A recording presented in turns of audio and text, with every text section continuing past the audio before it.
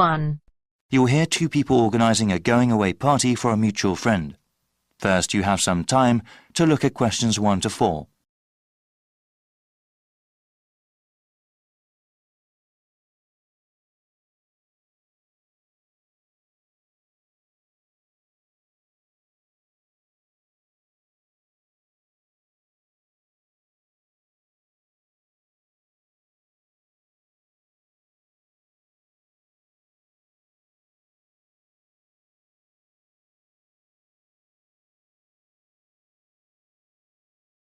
Hey Bruce, looks like we got some planning to do for Albert's going-away party, right? There are certainly some things we have to talk about now. Yeah, that's better than doing everything at the last minute. OK, so I can write some notes as we talk. Sure thing. So, when should we have the party? He goes to Thailand on the 26th of August. OK, let's have it on the 24th then. Yes, let me see. That's a Friday. That'd be perfect. Now, where should we have it? At a bar or a club? You know, I think he would like something really intimate, nothing too loud. A restaurant would be good. Maybe the Apple Tree Grill? Great place, sounds good. OK, now we have to think about who to invite. Well, his best friend from college. Sure. And his cousins? Right. Oh yes, his co-workers. Yeah, OK, his co-workers and his boss. Any other people? How about his yoga classmates? He does love yoga, but that might be too many people. I suppose so. I can email and text message the invitations. When should I send them? We should send them out soon, but not too early. How about the 16th of August then? Well, why not give it a few more days? The 13th? All right, I think that's a good time too. Before you hear the rest of the conversation, you have some time to look at questions 5 to 10.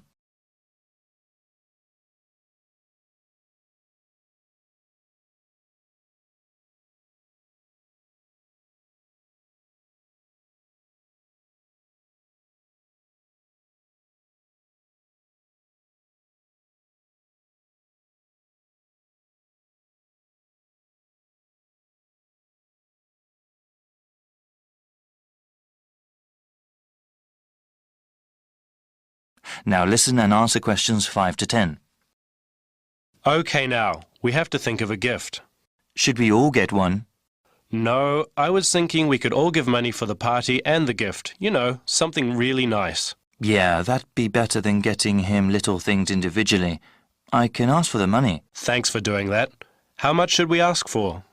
I think we should ask for maybe $15 each. Is that too much? No, not at all. He's going away for 2 years. That would give us about $150. That's a good amount. Yeah, well, I'm thinking we could get him something practical. Yes, especially since he's going abroad. Something he could use, something that's also portable. We could get him an article of clothing, perhaps, or maybe even a pair of shoes. Shoes are nice, but they might wear out easily, especially where he's going. Maybe a book light? A what? Yeah, he loves to read, and a book light would be very convenient when he travels. OK, that's one good gift idea. Did you write that down? Yep. Now, we need to think about reservations at the restaurant. Well, we should get their big banquet room, yeah? Yes, definitely. Should we ask the restaurant to prepare a buffet? Isn't that expensive? No, I don't think it is. A buffet dinner sounds cheaper than everyone ordering individual meals. Definitely. How about drinks? They can buy drinks themselves, or bring their own. OK. Yeah, it would cost too much if we bought drinks ourselves. Certainly. We have to ask someone to bring an MP3 player. The restaurant has speakers and we can hook it up for music. Sounds good. Actually, there is one more thing that I thought we should do since Albert is leaving for such a long time. What were you thinking of? Maybe we could have a slideshow of all the fun times we've had. That'll take a little bit of work, but I think it's a great idea. Actually, in the invitation, can you ask for some photos people have of him? Yeah, definitely. I can scan them or people can send me digital photos they have. All right. I'll tell them when I send out the invitations. Then I can make a little presentation. I can't wait to see his reaction. Yeah, especially that one picture where... That is the end of part 1. You now have half a minute to check your answers.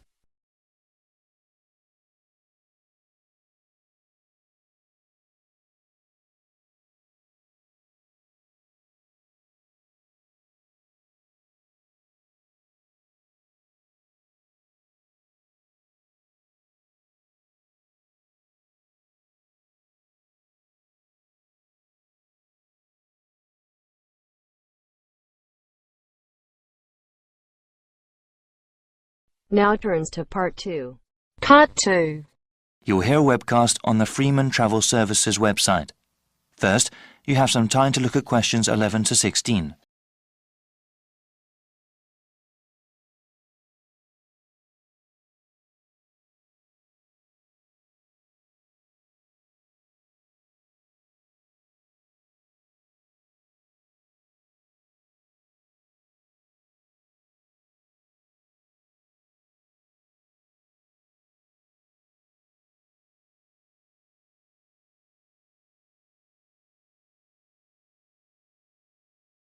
Now listen to the first part of the webcast and answer questions 11 to 16.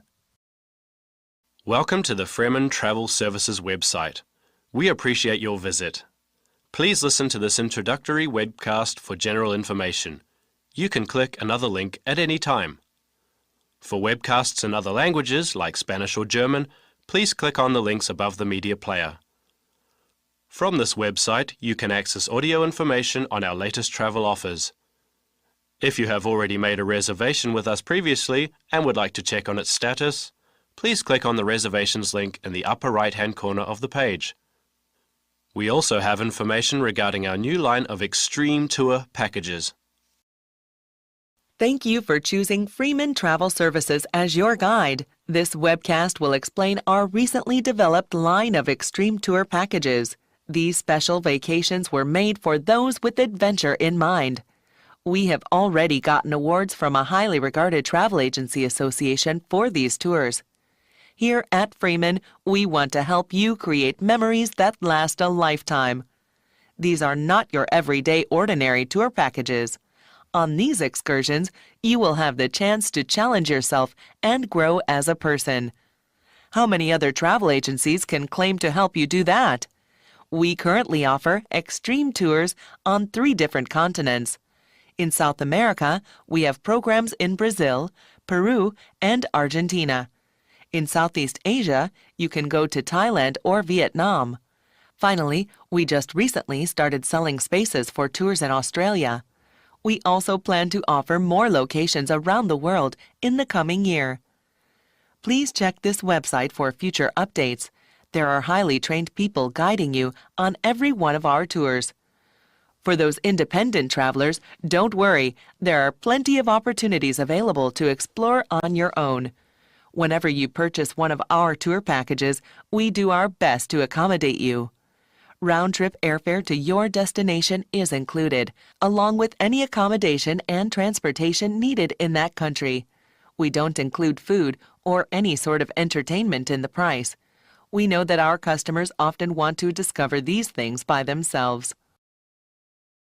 Before you hear the rest of the webcast, you have some time to look at questions 17 to 20.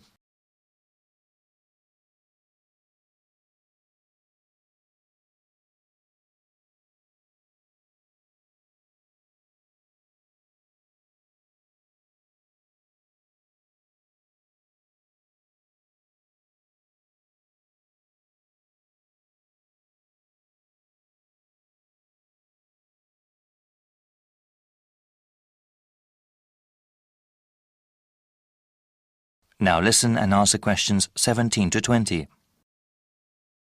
Following is a brief summary of some of the tours that we offer. Peru is home to an ancient civilization. The Andes Mountains provide stunning views to enjoy when you go hiking and camping on our 5-day tour package. There will also be an opportunity to see ancient ruins and also to go whitewater rafting. The people in Peru are very friendly, and you will not forget their generosity and warm hearts. Another extreme tour package we have is in Thailand. They have a very unique culture there, and even our 7-day vacation there might not be enough to see everything. The tour includes an overnight stay on a riverboat, parasailing, and a visit to one of Thailand's biggest cities, Chiang Mai. We also have an excursion to an elephant ranch that you do not want to miss. Finally, we have something really special for you in our newest vacation package in Australia. We have over 2 weeks of activities, that is 14 days, which take you from the Gold Coast to the Outback and to some of the continent's most exciting places. Go on this tour if you want to scuba dive with thousands of tropical fish at the Great Barrier Reef. See the awesome beauty of Australia's deserts and party in some of the best clubs and bars in the country. Thank you for considering Freeman Tours. I invite you to look at the comment board on this website. There you can read the testimonials of all the people who have gone on our tours. That is the end of part 2. You now have half a minute to check your answers.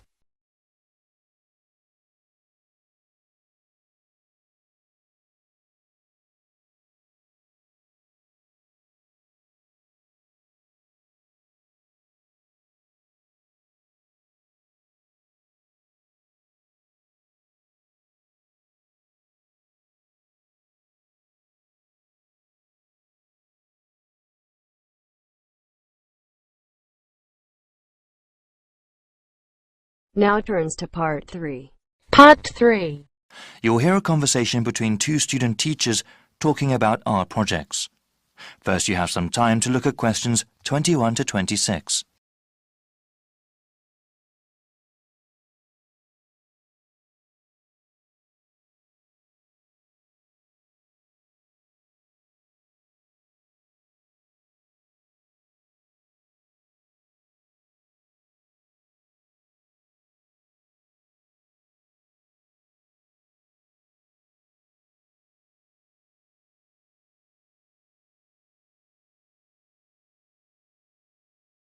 Now listen carefully and answer questions 21 to 26.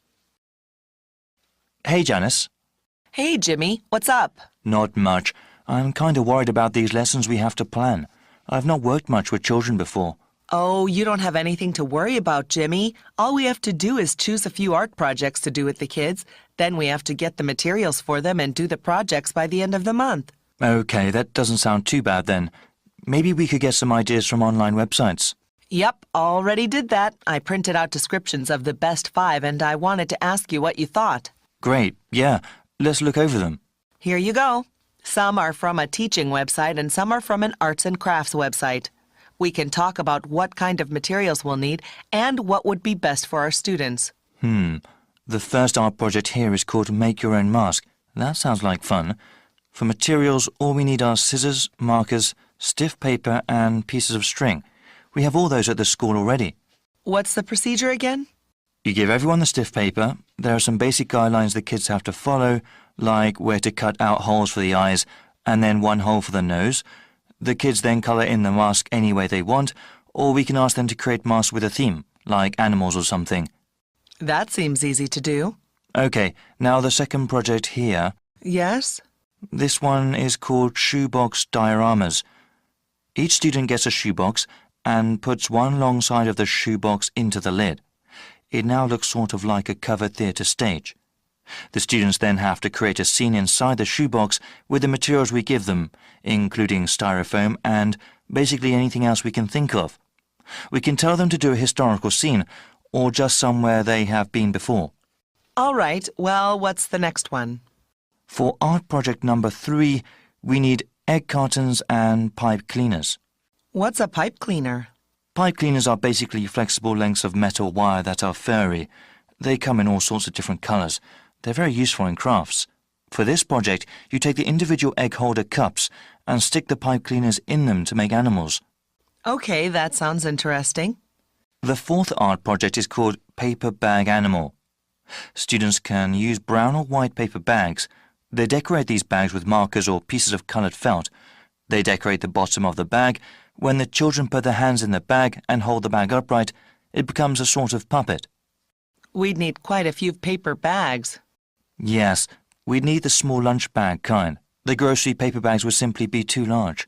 Okay, I suppose they would have them available at the corner store. Yes, it's not very green to pack lunches in them, but they're still popular to use. So what do you think of the last project? Well, this fifth project sounds fun. It's called Paper Mache Sculptures. We tear some newspapers into strips and dip them into liquid starch. The kids can choose any object to cover with the strips, like a blown-up balloon. After letting them dry, the kids can decorate the paper mache with paint.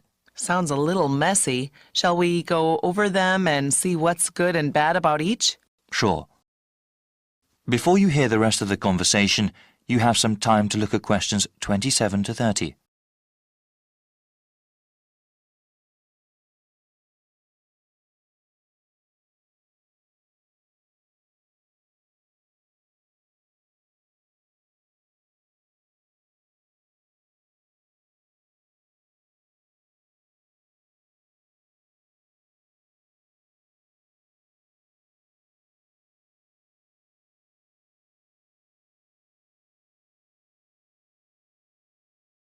Now listen and answer questions 27 to 30.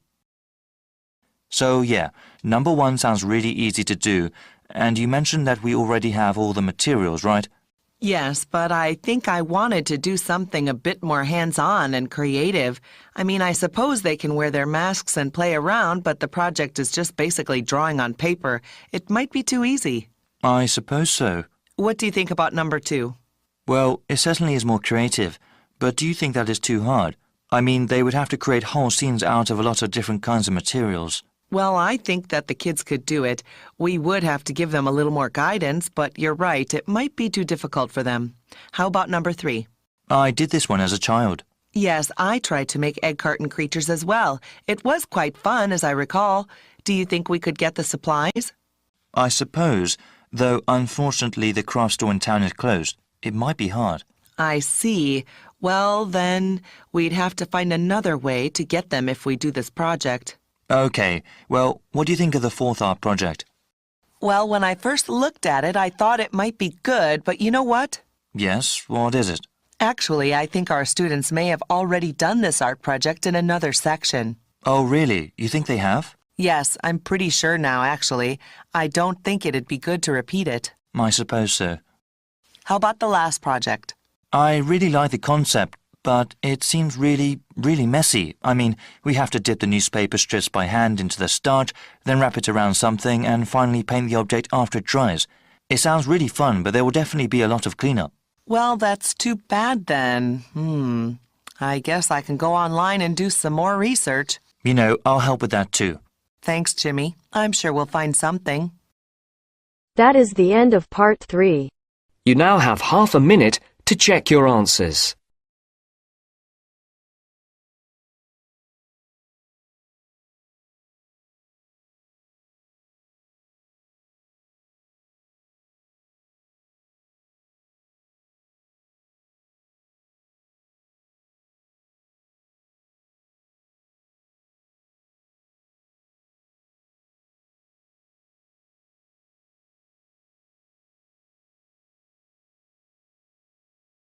Now turns to part 4.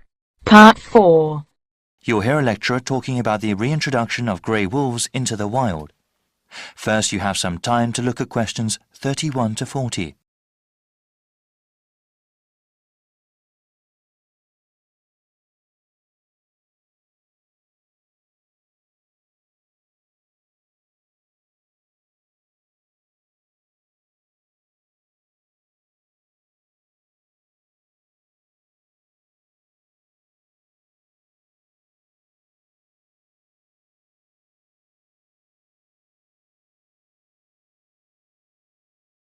Now listen carefully and answer questions 31 to 40. I am going to talk about one of my favorite animals today, the grey wolf. Similar to other top-level predators, like the shark, wolves sometimes have a bad reputation. It is true, they do sometimes attack herds of livestock that people depend on. In nature, however, grey wolves are a critical part of the ecosystem. Wolves are larger than the average dog. They also have a keener sense of smell since they are not a domesticated species and still live and hunt in the wild. They hunt in small packs and actually have a sophisticated social system. Scientists have observed that wolf packs are well defined by hierarchies. There is one hierarchy for male wolves and one for female wolves. At the top of each is an alpha male and an alpha female.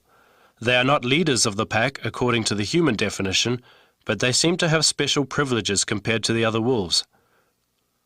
This privilege has to do more with reproducing rather than having more food.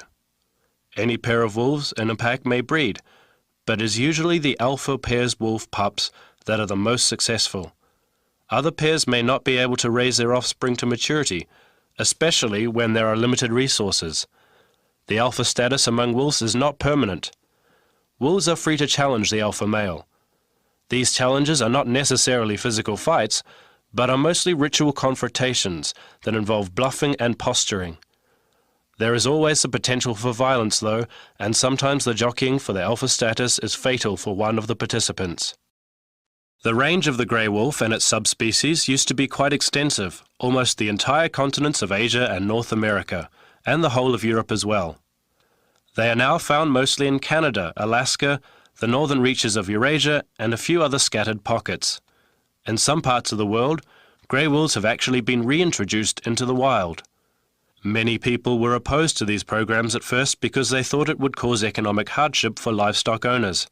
In the United States, local ranchers around the Yellowstone National Park area refused to allow any wolves back. Supporters of the program knew that without cooperation from ranchers, the wolves would likely be shot and killed. Those supporters knew how important the program was and agreed to compensate ranchers for livestock lost to wolves. This important compromise paved the way for the reintroduction of wolves to Yellowstone in 1995, where they hadn't been seen for over 70 years. The reintroduction has been a great success. Studies show that the biodiversity within the park has increased and is sustaining itself. After the last grey wolves in the park were killed in 1926, the population of elk and deer soared, decreasing the number of plants available to beaver and moose. The beaver eventually became extinct there. The population of other predator species, like the coyote, exploded. This, in turn, caused rodent populations to crash. This crash led to a decline in bird species like hawks and eagles. These negative trends have all reversed since the wolves came back. As a result, Yellowstone National Park is a better, healthier place. The local economy also benefits because people are not only interested in seeing more biodiversity at the park, but also the wolves themselves. This brings in tens of millions of more dollars annually to local lodgings, restaurants, and stores. That is the end of part 4. You now have half a minute to check your answers.